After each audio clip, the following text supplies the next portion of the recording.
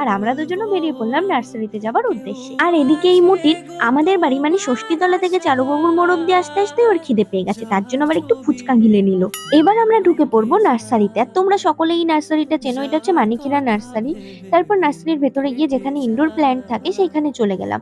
জানো তো অনেকদিন ধরেই আমার ইচ্ছে ছিল যে আমি কিছু গাছ কিনবো, বাট আমার ঘরে এত জিনিস যে সেই গাছ লাগানোর জায়গাটাই হয়নি। এট লাস্ট মনে মনে একটা প্ল্যান করেছি যে জিনিসপত্র সব বের করে জাস্ট খাট, আলমারি, ড্রেসিং টেবিল এই সিম্পল কিছু জিনিস রাখবো আর ঘরের লুকটাই পুরো চেঞ্জ করে ফেলবো। তাই নার্সারিতে এসেছিলাম গাছ কিনতে। অনেকগুলো গাছ চুজ করেছি, সেগুলো নিয়ে এখন যাব আমরা রথের মেলায়। দেখো গাছ কেনার ডান, এবার আমরা চলে গেলাম রথের মেলায়।